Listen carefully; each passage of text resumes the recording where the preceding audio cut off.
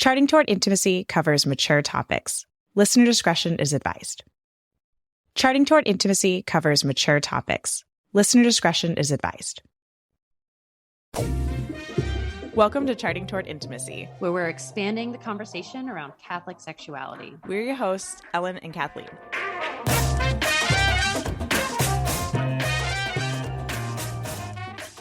Before we jump into this week's episode, I have a special announcement for you.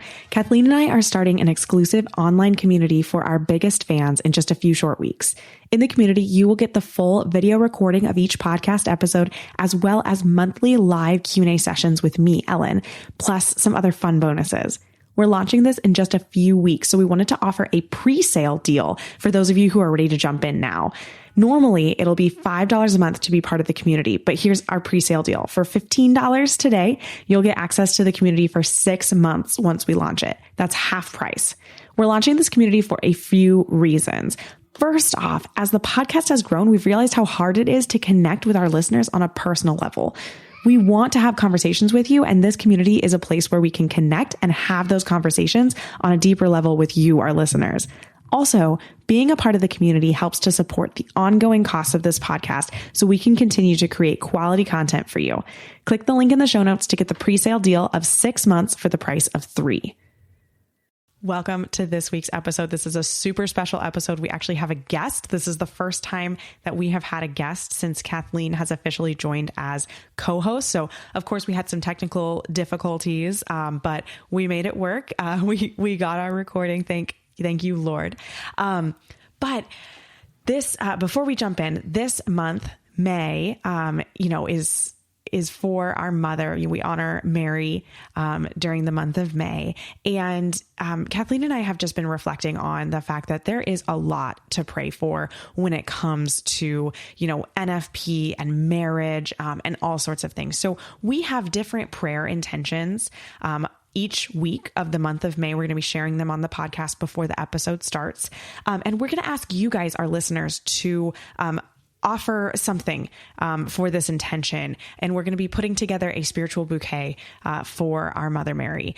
And so whether that's a rosary or bringing the intention to Mass, or maybe you say a handful of Hail Marys and some Our Fathers, really whatever it is that you want to bring to the spiritual bouquet, we ask you to share that with us. Share it on Instagram, email us, whatever you'd like to do to let us know. And we're going to compile our spiritual bouquet and share that on Instagram with everybody at the end of the month. So this week's intention is for married couples.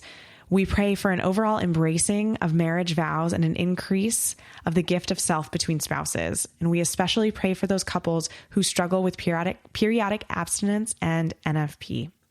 Okay, so this week's guest, I want to also give you a bio of our guest before we jump in to the conversation. So Sister Karolyn Nunes is our guest this week. She entered the Sisters of St. Francis of the Martyr St. George in 2005. She's a native of Rhode Island, and she's a graduate of Franciscan University of Steubenville, having received a bachelor's degree in theology with a concentration in religious education, and then a master's in catechetics and evangelization. Over the past 20 years, she has worked in the field of catechetics and youth ministry in parishes and schools in Tennessee, Illinois, New Jersey, Kansas, and Missouri. Nothing brings her more joy than to share the fullness of life and the merciful love of Christ with others and to help them find the same in God's incredible plan for their lives, which is her current apostolate as Vocation Director for her community. As a part of her work as Vocation Director, she's often invited as a speaker for days of recollection, retreats, and events for youth and adults alike. She enjoys painting and other arts and crafts and making music on the guitar, harmonica, ukulele, and as a human jukebox with a song always on her heart. And I also recently just got a message from a listener that apparently Sister Karolyn is incredible on the harmonica. So, maybe next time we have her on the podcast, we'll have to have her record some harmonica. All right. With that, let's jump into the episode. All right. We are back with another Charting Toward intimacy episode. And this is a really special episode. So we have Kathleen here as always, but we also have Sister Karolyn here. Welcome, sister. Thanks. I'm so excited to be here finally. Oh my gosh. So I met Sister Karolyn, 9 months ago, maybe more than 9 months ago, at the Summer Given Institute's forum. And Sister Karolyn and I, you might be wondering, like, why do we have a nun on the podcast? What are you talking doing? About sexuality and NFP? Yeah. What? Hey. This is like the last person. Everybody charts, you know what I'm saying? Right? It's exactly right. That's a whole nother topic to do an episode about, is everybody charts. But we're gonna go even deeper than everybody charts. So Sister Karolyn and I met at this Given forum, and I told her about my podcast, and I told her about the things I was passionate about, and she and I were talking about how really a lot of pain is caused when like women and men enter into marriage with like issues and baggage around sexuality. And then Sister Karolyn said something to me that just like opened my eyes to something I had never thought about, but made so much sense, is that she, as the vocations director of her community, has to ensure that the reason that women wanting to join the community, their reasoning isn't because they have sexual baggage or issues around sexuality. So, sister, can you tell us a little bit more about that? Sure. So all of us live in this world which is tainted by sin and tainted by a lot of lies and saturation of sexuality in ways that are not helpful and that are not authentically true, beautiful, and good. So, like, I went to public school for 13 years and grew up on the East Coast. I learned a lot of things I probably shouldn't have learned, you know? And so this goes both ways. This is either like, I don't know as much as I need to know, or I know more than I should know. And how does it come together in a healthy and integrated sexuality of an authentic appreciation of femininity, an authentic appreciation of capacity to give life and to receive life? The desire to be bride in whatever shape that's going to take form, that bridal desire and that bridal gift has to be a gift that's made in freedom, not out of fear. Either way, right? So entering into marriage, if you're afraid of what that gift looks like, that's problematic. But if you're entering into religious life, or you desire to enter into religious life as a means of escaping or running away from that capacity to give and receive life, and that's problematic as well. Yeah, definitely.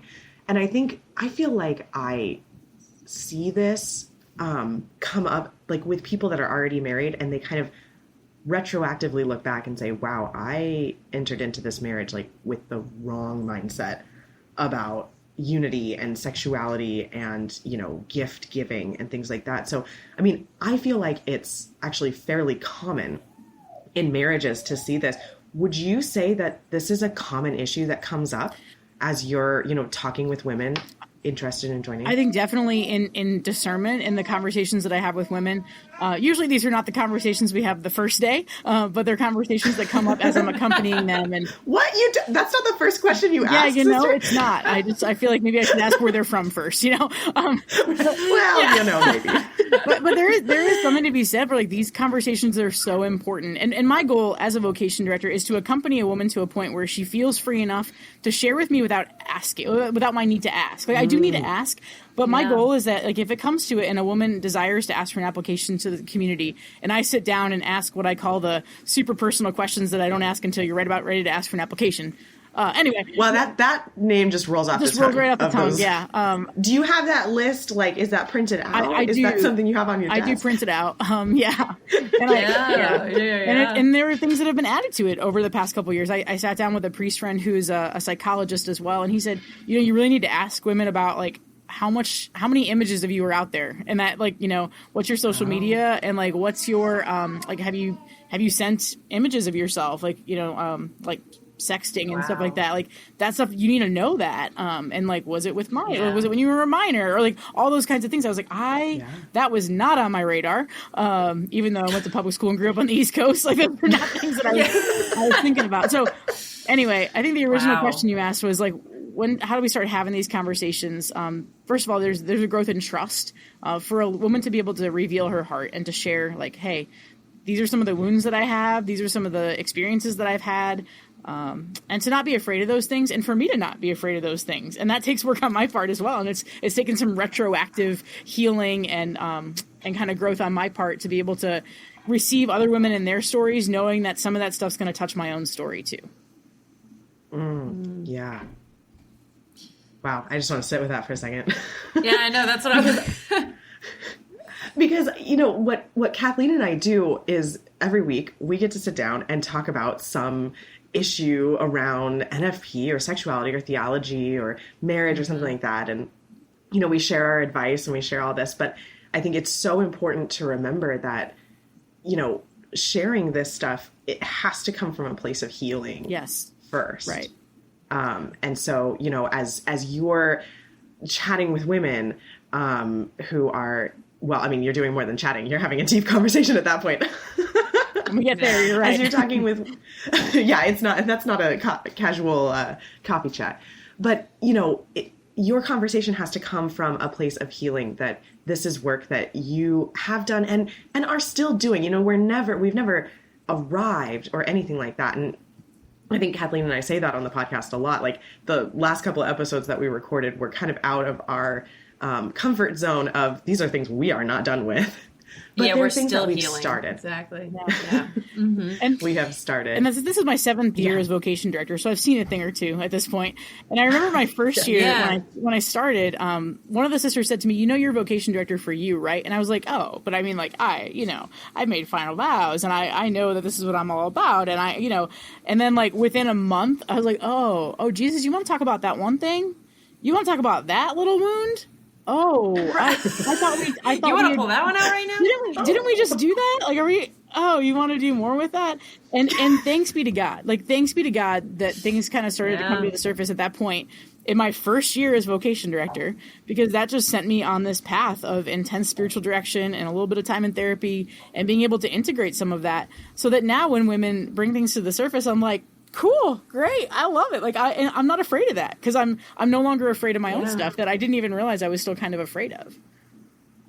And I just think in general really right now, like thanks be to God, right now, religious life in the United States and communities in the United States are starting to realize, like, hey, we need to address these things. We can't just pretend they don't exist. And I think there has been a perception of like religious communities that tend to be a little bit more faithful to the church, like that, we have all of our stuff together, and that's so dangerous. And the work of Dr. Bob Schutz and the JP2 Healing Center and a lot of that stuff is kind of finally making its way into religious communities. They're developing a retreat specifically for religious women. And our own community just recently was able to experience a Healing the Whole Person retreat. Every single sister, from the youngest postulant to the oldest sister in the infirmary, had Sister Miriam and Father John Burns here for 4.5 days. Like, what? Okay, cool. Oh my gosh. That's fabulous. That's amazing. I, like, really beautifully set a lot of sisters in this space where there was freedom to address brokenness in general. But I think for a number of us, there were some areas of sexual brokenness that came to the surface. Yeah. That's a really, that's a really cool thing. And honestly, something that I'm just learning right now, I'm honestly reading a book on parenting right now. Because my kids are getting older. My oldest is almost 10, and then I have an 8-year-old, and they follow from there. But I'm realizing that as they get every older, 2 years, right? every 2 years about from there. But I'm realizing that as they get older, their needs are changing, and I'm struggling to sort of figure out this new way of parenting, right? Like, it's like I can handle the babies like with my eyes closed at this point, but as they're getting older, it's like totally different. And I'm reading this book right now that's basically telling me, in regards to discipline, like, you cannot discipline your children until you've disciplined yourself.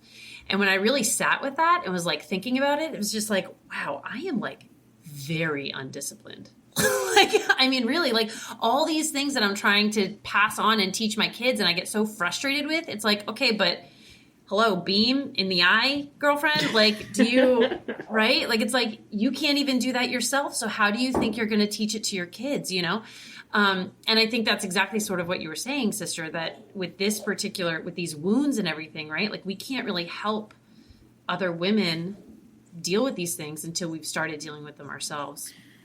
So I think, and it's cool to see that sort of in every aspect, right? Like I'm talking about it in parenting, but you're talking about it in, terms of like sexuality and maybe sexual wounds, dealing with that as they enter the religious life. It's just like kind of a lesson that we can apply, I think, all across life, which is really cool. Yeah, I think one of the first questions that we have as women is, am I worthy of love, right? So like to be able to answer that question independently of a dating relationship, but also independently of like being chosen, like being deemed worthy enough to enter a community, right? Like, do I know myself to be worthy of love is like such a central question.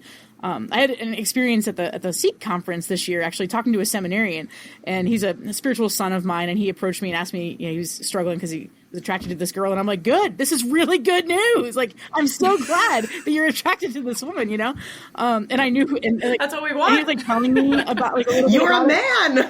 And I knew who it was. And so I was like, hey, can I just name her right now? Because it's going to be a little bit easier if we can just call her by name. And as soon as I like said who it was, he's like, how did you know that? And I was like, don't ask questions. Let's just sit with her for a second, but I was like, no, of course you're attracted to her. You should be. Like, she's amazing, Anyway, but we had a beautiful time. And I was just coming off this retreat with Father John and Sister Miriam and just kind of like felt moved to pray with him. And so we're praying, and I just asked him a very simple question. I said, do you not believe that you're worthy to be someone's husband? And he just lost it. And it was such a powerful moment of like piercing through that lie. And I think for women, that's a question. Like, maybe I'm not worthy to be someone's wife, so I'll just go to the convent, right? Like, I'll just go hide out there because I'm not worthy to be someone's wife. But like, if you don't know yourself worthy to be a bride of a man, it's going to be even harder to know yourself to be worthy as a bride of Christ. And that was my summer preparation for final vows, was kind of grappling with that. Like, Jesus, you know what you're getting here. Like, here's the stuff. And like, all of that. And you got, a couple more months to kick me out if this isn't going to work out, and lo and behold, he didn't. And so here we are, right? Wow. But it was specifically, I recognized that even the title Bride of Christ made me uncomfortable. And I had to like sit with that and sort through, why is it? Like, why do I feel icky when people are like, your final vow day is like your wedding day? And I was like, ew, stop. Like, I don't like that. It was like, oh, wow. I probably need to pray into this a little bit. And what I realized was that I struggled with the receptive nature of bridal identity. Like, giving, bring it on. Like, I'm all about, I'm going to pour myself out. I'm going to give myself do all the things. Absolutely, right? But the receptive nature of the bridal identity was so problematic for me. And then I traced it backwards, and I was like, oh, the receptive nature of the daughter identity is also problematic for me. Oh, receptivity is just problematic for me. Oh, all right. So my prayer that summer was, Jesus, show me the Father. Jesus, show me the Father. Jesus, could you just show me the Father? Hey, like, it'd be really great, Jesus, if you could show me the Father before I walk down the aisle and say forever. Like, that'd be really great. And he came through. He came through like about 2 weeks before. Yeah, right. It's always like right in clutch, It's not. Yeah, came in hot right before I started my silent retreat, and then on my silent retreat, because I was like, all right, I think the daughter thing is kind of coming healed, like in this space here, but like the bride thing, Jesus, I'm still a little bit like, oh. And there was a particular dating relationship that I had where a guy broke up with me, and he literally said in the breakup conversation, I'm just not attracted to you as husband and wife. And I realized that was a wound that I was carrying with me. And though I had forgiven him, and though we had like actually maintained a friendship somewhat after that, like there was still a lot there. And so my prayer going into my silent retreat was like, all right, Lord, you got literally 10 days before I'm going to walk down the aisle. So could we take care of this? And he, again, came in clutch 3 days beforehand, Feast of St. Clair, which is my patron saint. I was like, okay, all right. And what he showed me was that night of the breakup, he was sitting behind me. And I could never see him because he was behind me. But what that guy did, because he left crying that night, and I was like, dude, you just broke up with me. Why are you crying? Okay. But I should be the one crying. Seriously, like, you don't have a right to tears right now. Like, right. You have my heart. But what the Lord showed me was that the reason that he left crying that night was that he gave me away because he knew it would never be enough for me. And it's true. And the way that his life has turned out, God bless him, and Lord have mercy on a lot of the decisions that he's made since then. But like, what I experienced as rejection was actually protection. And for years, what I carried around as this wound of rejection was actually like such a wound, such a gift of chosenness and of preference, of Jesus saying like, no, I don't want you to be hurt, because if this relationship goes the way that you want it to go, you will end up much more hurt than this is going to hurt. Like, this hurts you more than it's going to hurt. It hurts me more than it hurts you, kind of thing. Like, thanks be to God, I experienced that pain because it preserved me from a much greater pain. Yeah. Wow. That's powerful. So, sister, you kind of shared a little bit of like your own healing journey, and I know that's not everything, right? You just shared little bits and pieces. I think we all have little stories like that and bigger stories like that of different healing. So when when you meet with a woman who she does offer up, like there is some sort of issue or baggage or something that does need healing, how do you encourage healing in this particular space? Sure. So it's twofold. Like I'm a better living through therapy kind of person. I don't think you need it all the time in your life, but I think that everyone should go at some point in their life because we've all got stuff. So being able to step into that arena, especially with a Catholic therapist who has that anthropological worldview and like that Christian anthropology to enter into this. And we do. I mean, there are so many resources that are out there at this point in terms of reading material, or like something like a JP2 Healing Center retreat where there really is a thrust, especially on sexual healing. I know that they just published a book last year called, I think it was Be Restored, and the entire book is about sexual healing, and not just sexuality wounds in terms of I did this or this happened to me, but even just like, oh, I don't know what it means to be a woman. I was talking to a young lady who, in reading and praying through the content of that book, realized that she had never seen her mom in a dress, and that profoundly impacted the way that she saw herself as a woman because she had never seen her mom like live that kind of external femininity in a sense, not to reduce our sexuality to the externals by any stretch of the imagination, but that does have an effect. Yeah. If your mom is the one who's always taking control, and if you go to Thanksgiving dinner and every woman in the family is the one who's domineering everything, and there's no sense of receptivity, then your own understanding of receptivity is going to be skewed. So I know that was a really helpful resource for her. So kind of pointing people in the direction of good resources, but really receiving the story in and of itself, I think is the first step in healing. Like for someone to have the courage to say, hey, this is my story. This is where I struggle. It just takes the power out of any space where the enemy can lurk. I sat with a woman last year. This was one of my favorite moments of a healing conversation ever. And she reached out to me and she's like, hey, can we get together? I kind of have something I need to talk about. And her confessor actually said, hey, you need to bring this into light with a woman specifically, and a woman that you trust. So she reached out to me. We met up at a park, and she brought coffee, and she, we're sitting there. It was this beautiful day, and we're drinking our coffee, and she shares with me her struggle with sexual addiction. And as she's sharing that story, and it was Easter week, so there's just a sense of like Jesus winning victory in this woman's courage of like saying this out loud. As she's saying this out loud, in the background, somewhere behind me, a woman decides that it's the perfect time to start singing "Oh, What a Beautiful Morning" at the top of her lungs in an operatic voice. And I'm like receiving this woman's very profound, intimate, like spilling all of her guts. I'm trying not to laugh because this is just happening behind me. I'm like, what do I do? She finished, and I thanked her for her vulnerability. And then I was like, can we also just both pause and laugh together about this situation, right? This is so Jesus singing. Is Jesus laughing with us and singing over you? Like, what a beautiful morning that you have now felt the freedom to say these things out loud for the first time, right? Like outside of confession, like to really like bring that to him and to live in a new kind of freedom. Because ultimately that's what we need, right? Like to enter into any kind of forever yes, what is needed is freedom. And so where the Spirit of the Lord is, there is freedom. And the more freedom that we can offer each other in this journey, then the better off everyone's going to be. Because that's where love moves to, right? Right, absolutely. And I'm just imagining somebody listening, because most of our listeners are married, they're not discerning religious life. We do have some engaged women who are listening, engaged couples that are listening, but the majority of our listeners are married. And, it might kind of feel like, oh, well, I've already like made this forever. Yes. Like I've already, I can't go back and like heal myself beforehand. But I just want to give you listening just some consolation that like it is never too late to heal. Jesus is always waiting for you. He's always ready. He's always there. He wants to give you that, oh, what a beautiful morning moment with a girlfriend of yours in a park. He does. And that's the beautiful amazing. thing too. Like healing, first of all, we're never going to heal ourselves. Like it really is exposing everything Right. to the divine physician and knowing that he's already there and he's never left that place. And it's a place where oftentimes in a space of wounding, we kind of get hung up there. And there's like a stunting of growth that happens there. And we're a scared little girl in that space. And Jesus wants to come and love us in that space, to love us into the maturity of being confident women. A great book on Father Wilfred Stinnison wrote this book called Into Your Hands, Father.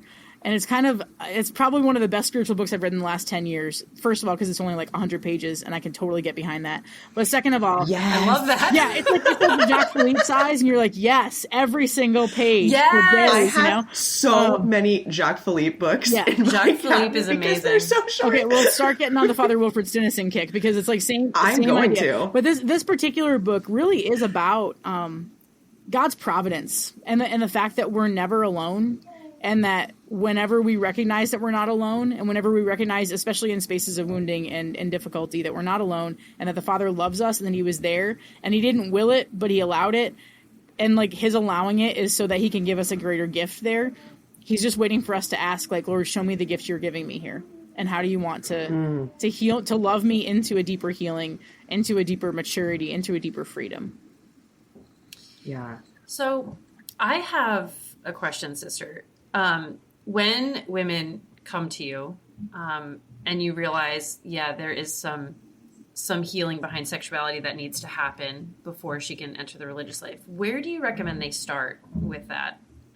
Like spiritual direction and like, okay, like level of freedom. Yeah. Is this sexual addiction experience? Is that something you're still dealing with? Is it something you did deal with? Like what's the frequency that you're struggling here? Has there been trauma? And like, if there has been trauma, that's not an obstacle altogether, but how has that trauma been addressed? Have you already been to counseling? Do you need to continue to go to counseling frequently? Or is this something that, you went for 6 months, you received some tools, you know how to work those tools when things come up. So kind of like, it's going to be different for every single woman. There's no cookie cutter approach. Sure. And I think doing vocation work with a cookie cutter approach is really damaging in a lot of ways. It has to be so personal because God's call is personal and each person's story is so deeply personal. And so, just like if we're not, as religious communities, if we're not willing to walk that personal route, shame on us, because there really does need to be that particular accompaniment in whatever each person's circumstance is. It's not like, okay, like here's the folder, and when someone brings this up, I'm just going to say, these are the things you do, check, check, check. Because it's like, no, what's going to be best for you? Because maybe going to therapy right now is not going to be helpful because you need to be at a different place in order to start that, so it's going to be more effective. Right. Like maybe a weekend retreat is going to be what's best for you versus like ongoing. Maybe this book is just going to help a lot, or maybe you have a great spiritual director who's not afraid of this stuff and is willing to walk with you in it.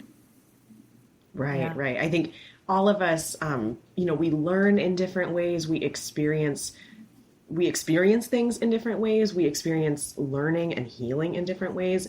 And so it's so important to be like one-on-one when it comes to issues like this. And this is where, Kathleen and I have a lot of issues with marriage prep in the church today. But one of those issues is that the vast majority of programs are the same weekend retreat for everybody. And there isn't this personalization of the marriage preparation process, because for some couples, they might need to, they truly might need to really dig into financial problems. Like that might need to be healed before they get married, right?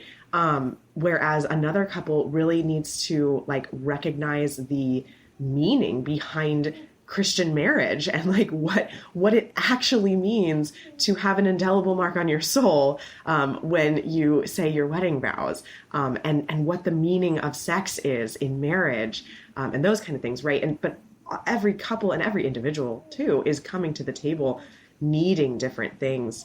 So one of the things also that's really lacking in marriage prep is this aspect of ensuring that the healing process has begun for sexual issues, baggage, sexuality, addictions, things like that. It's not addressed. Kathleen had a rant to me last week about how she was invited to come speak at a marriage preparation retreat about parenting and natural family planning. And she was given an hour to speak, have small group time, and individual individual reflection. Like an hour. It's ridiculous. Yeah. And so, that's just natural family planning and parenting. That's not even sexuality and the meaning of sex and the healing that needs to happen. So all that to say, do you think that there is a way to integrate, or, I mean, your answer to that would be yes, but how do you think that like marriage prep programs or people who work in marriage prep could integrate what you do with Women Discerning Religion's Life into marriage preparation programs to, ensure that like sexual issues are at least being addressed? They're not going to be fully healed. They're never going to be fully healed. But at least that the concept is being brought up. Sure. I think you nailed it, right? It's not about programs. It's about personal. And so I think the most successful marriage prep setups that I've seen have been situations where there's like teaching couples, and not just like teaching couples for NFP, but teaching couples for like, all right, we've got this young couple, they're seniors in college, they're going to get married right out of college, sitting down with a couple that's been married for 30 years, and that's had their struggles. Because that's the thing too, is like, I think people think that the yes is for the beautiful day with the wedding dress and the flowers, but like really the promises that we make, whether it's on final vow day or whether it's at the altar for marriage, right? The yes is for the hard stuff more than it's for the good stuff. And it's the vows that keep us stable in that space of love. So for a couple that's been married for 30 years and probably has had to grapple with some of these things that have come up in their marriage, to be able to accompany a younger couple that's just getting started and even into marriage. Like, who says that marriage prep is just like so you can get ready so you can check the box and sign the paper and say you did what you're supposed to do according to the diocese? Like, why isn't it like, hey, young couples in the parish have an older mentor couple to live life together? I was in a parish where they had this thing called Dinner for 8. And it was a great opportunity for a few older couples to get together with a few younger couples. And they just met in someone's house once a month and had a meal together. And that was a great opportunity for just growing and fellowship, and just communion, but really mentorship. And that's the key. Mentorship is the key, right? That's what our formation program is. It's really in some sense a mentorship and continual growth. And I think about our sisters in temporary vows. Like, they've made vows, they haven't said forever just yet. Like, the mentorship that has to take place so when stuff does come up, like, hey, you didn't make a mistake. Like, it's okay. Like, or the tragedy when marriages end in divorce, or the tragedy when a woman walks away from her vocation after 30 years or something like that. It's like, okay, something came up and that, like, you couldn't handle it, but you actually could handle it with the Lord, or if you let him handle it. So let's not be afraid when stuff comes up. So I think mentorship leading up to and through the initial parts of marriage. There's a diocese that I know that has their young clergy, the priests that have been ordained less than 10 years. They get together every year for a week in the summer for continual formation with the young clergy. Love it. And they have some of the older guys coming and walking with them during that time. That's great. That's awesome. Yeah. I love programs like Witness to Love because they have, the marriage preparation program is that the engaged couple goes into their own parish and finds a mentor couple. And then that mentor couple, they walk together for the 6 months of formation that is the Witness to Love marriage prep program. Like, programs like that, I think are really, they're getting there, right? Oh, they're getting at the heart of what we really need is, we need that. Like, when you're in a community, in the religious life, like you have your mentors all around you, like they're right there. You all live together, right? That's not the case for marriage life. Our mentors do not live with us. We live by ourselves. That's kind of the point. Maybe a parent lives, but that's not as common in the United States. It's not as common just in this day and age. And so we need to actually, those of us who are married need to actually seek out those mentorship places. And I recently had a conversation with amazing mom friend of mine. And she told me, as far as being a mother, that I need to find 3 different mom friends. Well, I have to have more than that, but she was like, you have to have these 3 types of friends. You need to have a mom friend who is ahead of you. So somebody who has older kids. You need to find a mom friend who's roughly in the same spot as you. And you need to find a mom friend who's behind you. Not like they're a lesser mom, but like someone who has younger kids than you. And I thought that was brilliant. And I think also in marriage, we need to have that. We need to have a couple friend who is ahead of us, who's been married for at least 5 more years than us, but probably more like 10 more years than us. We need to find, I think a lot of us have friends that are like married in the same age range as us, because those are, we kind of connect with those people easily. But then we also need to find some friends who are, not married yet or younger married than us. That might be a little bit harder for those of us who, I've only been married for 5 years, right? So it's like, well, I could find a newly married couple, but that's not that much of a difference. But again, as we get older into it and deeper into marriage, like those can be easier to find. But I love that idea of sort of this mentorship, but then also we're always journeying with the others around us too. And we can then become mentors to those who are a couple steps behind us in the journey and help them come along. You just gave the brick talk, Ellen. I love that. I share about this often because I think this is just important in general. Like, yes, in the context of marriage for sure, but just in context of our humanity, right? Like I need to have co-sisters next to me that are my peers. There's days where they're stronger, where I'm stronger, but we're holding each other in the wall.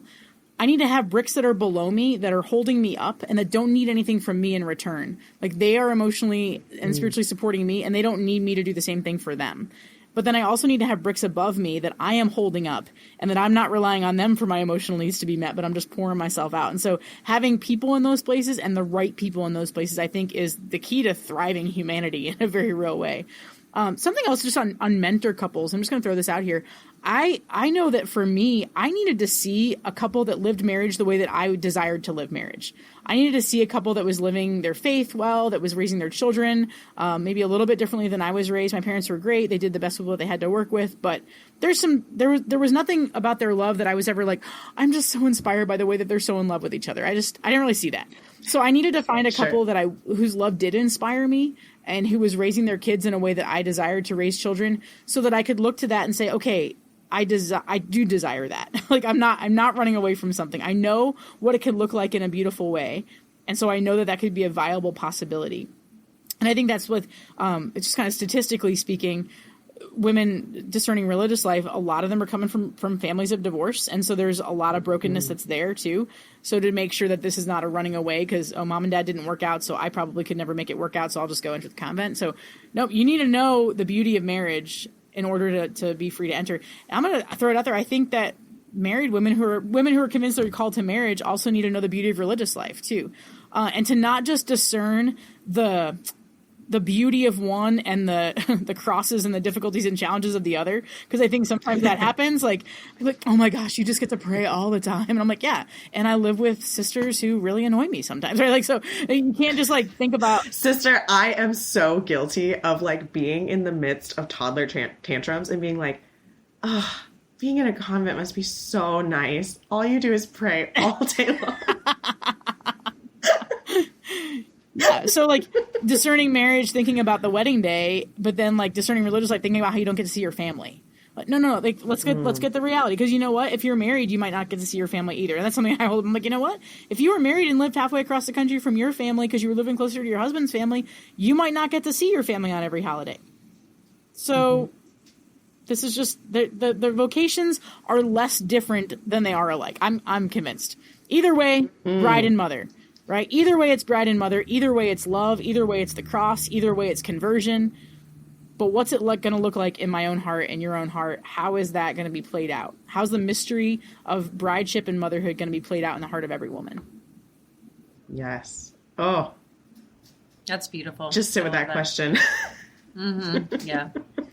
I run a women's discernment group in the Archdiocese of St. Louis, and one of the things we do, one of the weeks is called Paths of Love, and I bring in a mom, and we talk about kind of our own stories, and then we talk about 1 Corinthians 13, and what does it look like to grow in love that is patient and kind and gentle and all the things in our respective vocations, and how have we grown in our brideship and our maternity through our respective vocations, so that the women can see, like, this is not as different as you think it is. Like, yeah, you think, oh gosh, I could never enter the convent because you pray morning prayer at 5:05. Yeah, and you're going to be feeding a baby at 5:05, if not earlier, and if not every hour on the hour through the night. So you might also be recording a podcast with a defiant 3-year-old who refuses to stay upstairs. So, you know, you could be doing all sorts of patience, kindness. We're practicing right now. Yep. Mm-hmm. I love, I don't know who, I don't know where I heard this. I don't know. It's around, but just the liturgy of hours of motherhood, right? It's the 3 a.m. diaper change and the 6:30 a.m. wake up and the, 10 o'clock snack and the 11 o'clock snack and then lunch at 12.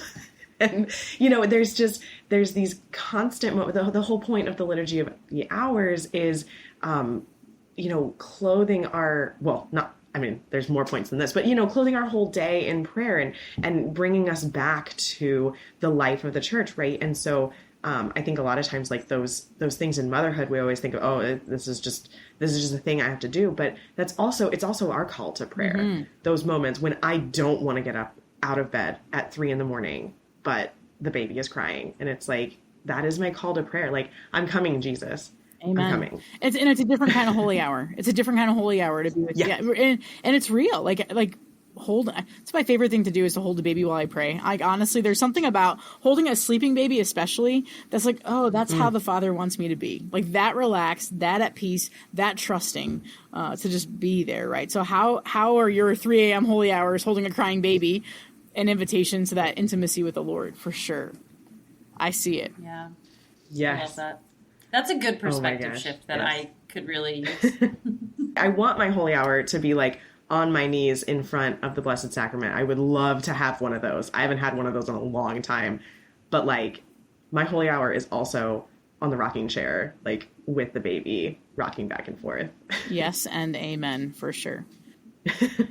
For all your married listeners, just an invitation to encourage the women in your lives who have not found a spouse. Like, do you feel called to marriage, have not found a spouse, but also the women in your lives who may be called to religious life, to allow your love to be a love that inspires and a love that heals. Oh, I love that. I think that's probably a great place to end. Kathleen, did you want to ask anything else? I don't think so. I really love this conversation, though. It's really given perspective. I think, everything that you're talking about, sister, and how you deal with this in the religious life is just, like you said, like these vocations are much more similar than they are different. We've got 3-year-old Levi chiming in as well. But I think it's just such good perspective for us as married women, and how to kind of continue to grow, continue to heal, and continue to the call to holiness in the same kind of way. It's been a very, a good conversation for me to listen in on and have. So thank you. Yeah. Sister, was there anything else that you wanted to add? I think that was my parting shot. Like, I just want to thank you for living your vocations well, because that inspires me. And I hope that the way that I live my vocation can inspire you as well. And there's a beautiful complementarity of that too. It's so important for religious to have married friends and to have that perspective, just to kind of keep each other in check, right? Like, we're all on this journey together. We're on this journey of healing, of wholeness, of freedom, and of love. And because love alone will save the world, right? So the more that we can love and enter into that mystery, as painful as it is sometimes, and as broken as it is sometimes, we get up and we keep trying and we keep inviting Jesus into those places and spaces so that we can be truly free and fully alive. Oh, thank you so much. Thank you so much for coming on, sister. Yeah, so glad to be with you in all 3 of our different time zones. So good. Yes. Thanks so much for listening. If you are not already following us on Instagram, be sure to check us out at Charting Toward Intimacy. And if you listen to podcasts on a platform that gives you the option to rate or review, we'd love for you to do that because it helps us spread the word about the podcast. If you ever have questions, comments, or episode topic ideas, please reach out to us. We love to hear from you. You can reach out on Instagram or send us an email. Our email is in the show notes. Until next time.